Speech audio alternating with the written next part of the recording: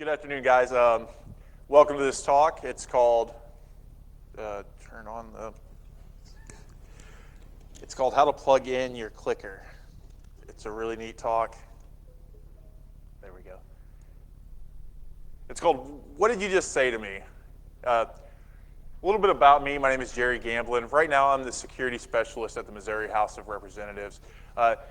Here's my contact information. Hit me on Twitter. That's probably where I'm the most noticeable and outspoken. There's a picture of my son.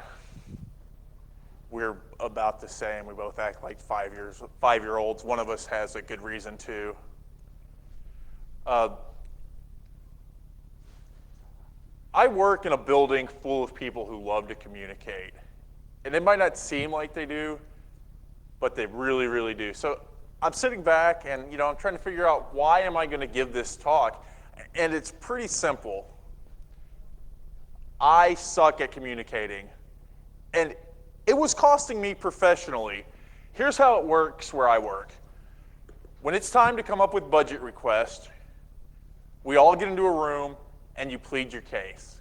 It's like, I really need a new firewall. And the sysadmin guy's like, we really need some new servers. And the network guy's like, oh, we got to update our core. And I was losing. And I was losing bad. I wasn't winning. I was, okay, Jerry, your priority's 4th on the list. We'll see if we can get to it. And we were never getting to it. So I needed to change that. So I fixed it. I put myself through a communications boot camp. And I thought it was a really good thing. I went back to school. I don't know if you guys know this. There's a website called Coursera, and I've taken 2 classes so far, one from Duke and one from the Georgia Institute of Technology, and they're really, really good classes. One of them cost me $50. It's How to Reason and Argue. I'm able to win all kinds of flame wars on the internet now. It's a really, really good class. It's like 8 weeks, and you have to do papers, and it's just like being back in college, and it's a real Duke professor. It was probably the best $50 I've ever spent. The other thing I did was first year composition 2.0, just kind of get back into the basics of communicating. I took that class probably in college, but I wasn't thinking that I would need to be a good communicator in college. I thought I was going to be a computer guy and sit at my desk and not talk to anybody. But I really, really found out that it's the way you communicate is how successful you're going to be as a computer guy. I spent a lot of times in the library. I probably read 20 books on communicating, and I've brought 3 of them today. It's The Hard Truth About Soft Skills, Getting Past No. This is a great book on negotiating, and People Skills, how to apply yourself and listen to other people. These 3 books kind of are the basis of this talk. And I have these books, and I want to give them away. I brought them all the way over here to let you guys have them. So if you want one after the talk, please come and talk to me, and I'll be more than happy to give you a book.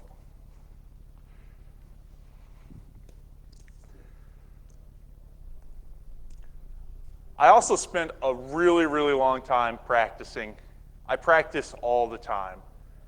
You're not going to be a good communicator unless you practice. So I talk to a lot of mirrors. I figure out what I'm going to say, and I talk to the mirrors. And public speaking. Public speaking is one of the best things to do to get you out of your shell. I'm a shell guy. I like when I'm programming or when I'm working, I like to be in my office, and I like to be quiet, and I like to be by myself. Once I started public speaking, it's kind of opened me up a little bit. I've been able to get out and meet some neat people and talk to some people. Public speaking is one of the best things you can do to quickly increase your communication skills. And I know here there's the B-sides and there's all kinds of things. And if you're passionate about something, you really should, put yourself out there, submit a CFP, and do a talk. You'll be incredibly amazed at how well it helps you communicate to other people. And I had to throw this in here because it's true. Sometimes people need to see a doctor about their communication skills. Anxiety is a real thing. Pressure is a real thing. And there are some things that can't be fixed by some tips I'm going to give you that you really, really need to go and talk to to a doctor about and somebody who's trained in the profession. So here's kind of the meat of today's talk. And I'm going to go fast, and I knew this was going to be a fast talk. That's why they put me right before 10 o'clock. So we're going to be out at 10 o'clock right at regular time. But I have a few tips that I want to give you, and this is what I've taken. You know, I've taken a couple classes. I've taken those 2 classes I had listed there and about 2 more, and I've read a bunch of books. And, you know, honestly, I've boiled down all that knowledge into these slides. And this is pretty well everything that I learned that I thought was valuable that I'm going to give to you guys. We're going to start with clear technical communications. This is my favorite story. This is an F-18 Hornet. When they first launched the F-18 Hornet, it has a heads-up display. It was the first plane that had a heads-up display. And the pilots were freaking out. They weren't doing their missions correctly. They weren't hitting as many targets as they were with the old F-16, and nobody could figure it out. They took it to a communications person. The communications person says the heads-up display has way too much information on there. You know, it had flight speed, it had fuel, stuff that you don't need to know when you're in a fight. You know, when you're in a fight with somebody, you don't care how much fuel you have left. You want to know how many missiles you have left, how many, rounds of ammunition you had left. So they made a decluttered mode for the heads-up display that the pilots turned on when they're in battle. And now the F-18 is probably one of the best fighters that America has. So what this boils down to is that when you give somebody too much information, they can't process it, and it freaks them out, and they have lockup. And what is everybody's basic go-to standard for their answer? It's no, right? Like, if you don't understand a question, if your kid asks you something and you're not sure about it, most people's default is just to say no. And that's exactly what these pilots were doing. They were just shutting down. No, I can't take all this information. So what this means for communications is when you're communicating with somebody, the fewer facts you can give them, the more likely they are to say yes. If I'm trying to sell my boss an IPS, the more information I give him, the less likely he is to say yes. If I figure out what facts I want to give him, make sure the facts are facts that he needs, and write them down, and get ready and just give them 5 or 10 facts, I'm more likely to get an IPS than if I give them 100 facts on why this IPS is the best thing ever invented.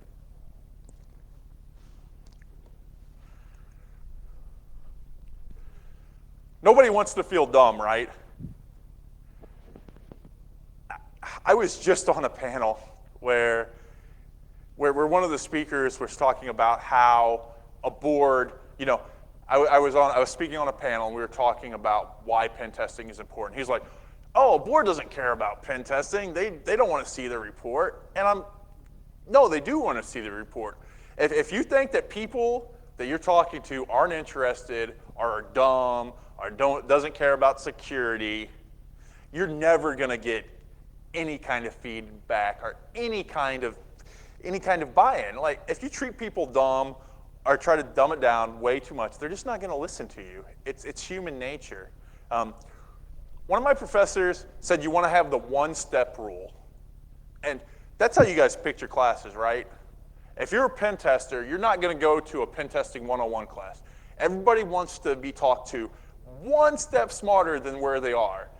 And you have to figure that out. You have to figure out how smart the person I'm talking to is, and then talk just above their level where that they're getting the information that you're giving them, but they're still staying engaged. I don't talk to my wife the same way I talk to my 5-year-old, or I'd be slapped. So you have to use different, and I know where my wife is, and I don't talk to my wife the same way, I talk about security that I do a colleague. You have to figure out where they're at, and you have to make the conversation interesting enough for them to stay connected.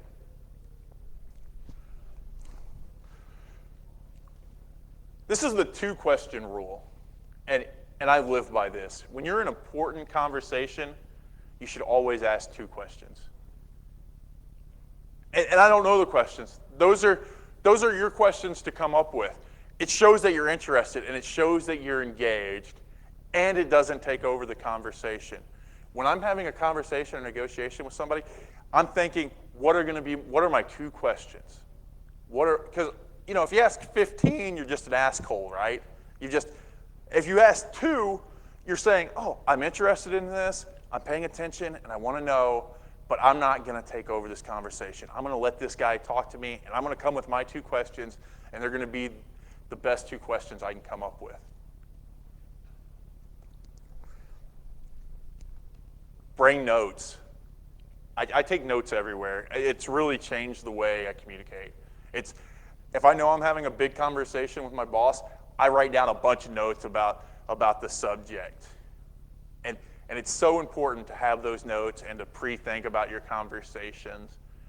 I mean, it changed the way that I'm looked at work. It changed the way that I'm promoted at work. It was a really, really good thing to start writing down notes and to start thinking about what I'm going to say way before it even happens. We're going to talk about body language next, and I know this is kind of a pseudoscience, but these tips really, really work, or they work for me. They might not work for you, but I really like them. And the first one is, think about your toes. This is a weird rule, but it really works.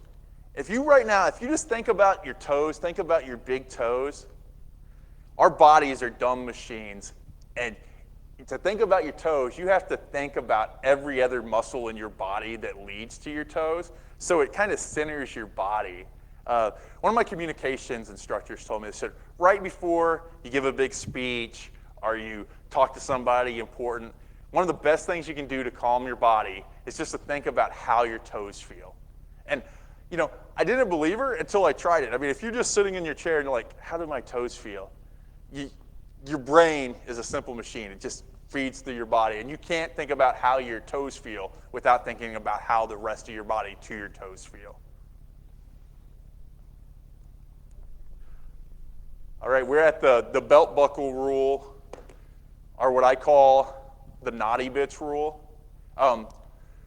When you're talking to somebody and you're engaged in a conversation with them and you want them to listen to you, you always subconsciously aim your naughty parts at them or your belt buckle.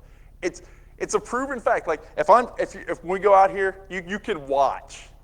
You can watch at 10 o'clock. If somebody is truly interested in a conversation they're having with somebody, they will be squared up and talking to them like this. If they're looking for their next conversation, where they want to go, they'll be turned this way, have their heads this way. Oh, yeah.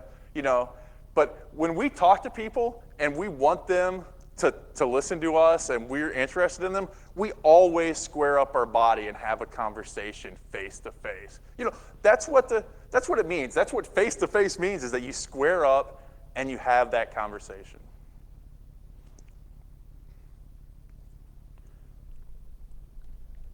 And of course, the folded arms. Nobody likes folded arms, and it's true. If you unfold your arms, folded arms means I want my space, that I'm not interested. It can also mean you're cold, but most of the times it means, I'm really not interested in what you're saying. Please babble on about security for another 5 minutes so I can go get my coffee. If you can get somebody to unfold their arms, that means that they're normally open to your communications and they're ready to talk to you.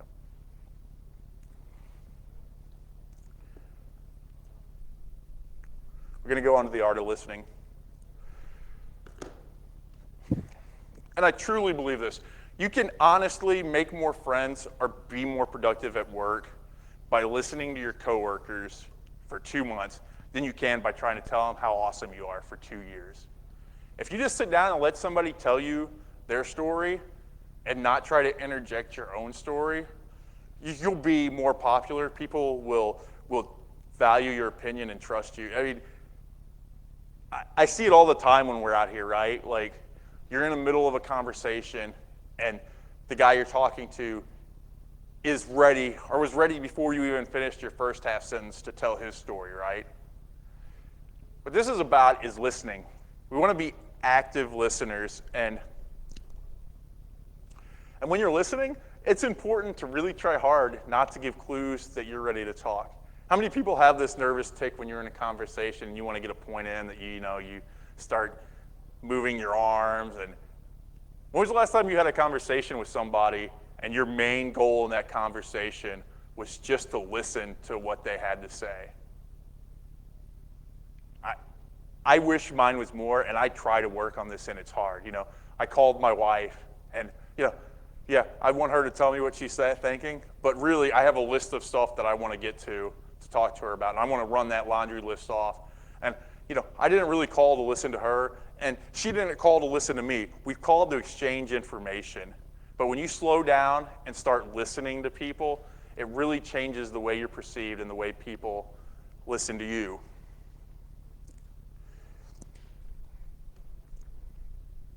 The 2-second rule. I love the 2-second rule. When somebody stops talking, wait 2 seconds before you say anything. Because maybe they're just getting ready to, clear their throat or whatever, or they're not done. 2 seconds is plenty of time for the human brain to process if it's going to say something, so you don't cut them off. Because I fly on planes a lot, and the truth is people want to tell you stuff, right? Like, people are born oversharers. If you give people the opportunity to talk to you, and you actively listen to them, and you seem interested, people will tell you anything. My buddy's an FBI agent, and he does interrogations, and I know you guys have probably all seen the movie where the FBI guy slams people around. That's not how they do it. They just go in, and they use these same techniques. I showed them these slides. That's exactly what we do in interrogations. We're nice to the people. We let them talk. We don't ask them a zillion questions. We say, it's like, hey, what's going on? And normally you let somebody stew long enough, we don't like quiet. We're going to start talking about what's going on. Very few people say, I want my lawyer, and stay quiet. They're going to tell you something because they want to explain their actions to some level. And now we have the rest.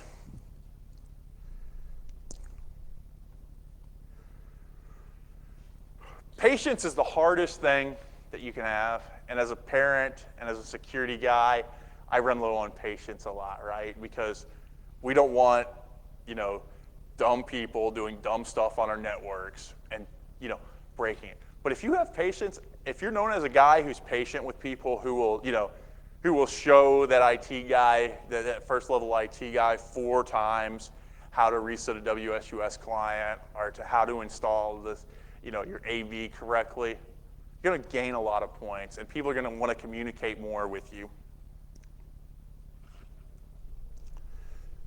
This is probably one of my favorite quotes ever. Nothing great was ever achieved without enthusiasm. If you're not excited about what you do, you'll never do anything great. If I'm not excited about going to work, I'm not going to do a good job. If I'm not fired up about, playing in that basketball game, I'm going to do a terrible job. It really boils down to having enthusiasm for what you do.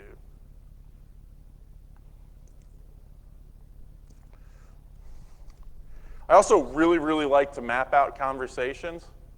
I have a whole book of conversations I've mapped out that I'm going to have with my boss. Like, I need to talk to my boss about these 15 things. And, check the list off. But I also don't get to the point where they're scripted. I make the list, and then I try not to look at the list again because, I'm not trying to read my boss a grocery list. I'm trying to have an organic conversation with him. And when you have those conversations with your boss, they really, really open up to you. And it's amazing what they will tell you. I statements are one of the most powerful statements that you can ever make in the English language. Because they don't hurt people's feelings, right? Because people can think you're dumb. People think I'm dumb, and that's fine with me. If I want to say, I think that we should replace the firewall next year, that's Jerry's opinion. That's fine, Or I think that we should buy this antivirus. Okay, that's Jerry's opinion. That's a non-offensive answer. If I say we need to buy this firewall or we need to buy this AV, I then changed it, right? I'm not talking about what I think. I'm talking about us as a group. I'm now making decisions for other people. If you want to be inoffensive and really get your point across, I statements are the best thing that you can use. Because, I think, I want to do, I would like to do, are way more palatable to people than we're going to, we have to, we need to,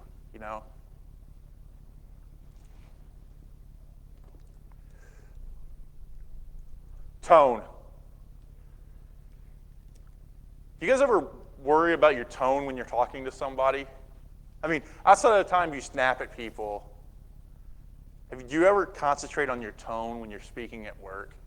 When somebody comes into your office and you're typing up an email and they start talking to you, do you take a second to make sure that you're speaking in the right tone and you're just not snapping at them? I have to work on that, right? Like I'll be doing something and some guy comes in and asks me a question, and I want to give them the answer, but I want to take a half a second to make sure when I answer them, I'm not going to sound like a total jerk.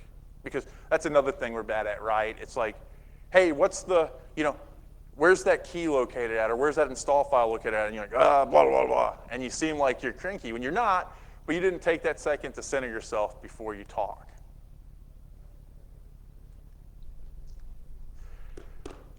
Good timing. This is probably one of the most important things.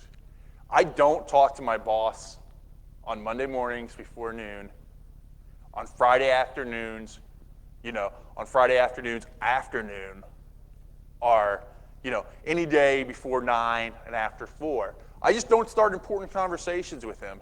And it's changed the way we communicate, because I'm not going to go ask my boss to make a decision item on something when his mind is already shut off and he's thinking about how he's going to get his kid to baseball or, what he's having for dinner, because we all shut down. And if you take that time and say, these are the time that it's really, really good to talk to my boss. My boss is really receptive to conversations about heavy-duty things Tuesdays at 2 p.m. because, he's back in the flow of work, all the fire has been put out. This is when I could talk to him. And it's simple stuff like that. I never, before I started taking these communications class, thought about when I approached conversations. Like, it was nothing for me to shoot off one of those 4:30 emails on a Friday that everybody hates. Hey, we got to do this, blah, blah, blah, blah. And then you see that, and that's the only thing you can think about all weekend when you're at home. You guys have all got those emails, right? And most times those emails aren't super important. You could have waited till Tuesday to send those out and then had a resolution and everything been fine. But if you don't think about the timing when you communicate with people, you're going to have a bad time, and people are going to think, they're not going to like you as much as if you take the time and figure out when it's appropriate to have these conversations.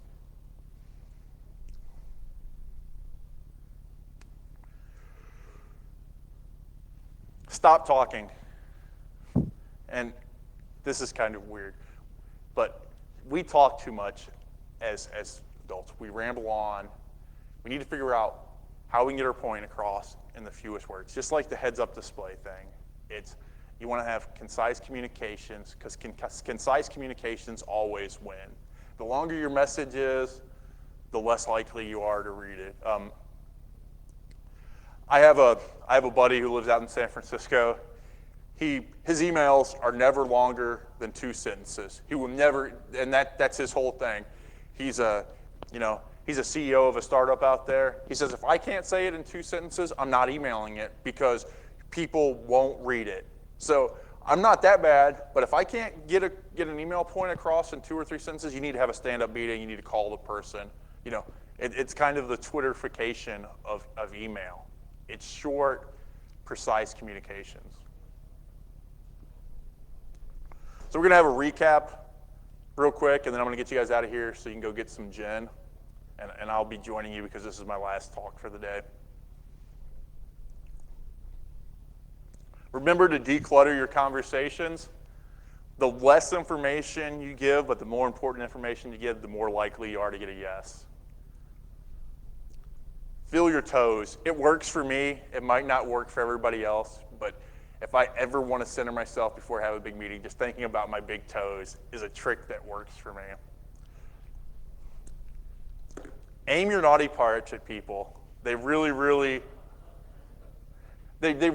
do enjoy when you aim your naughty parts at them.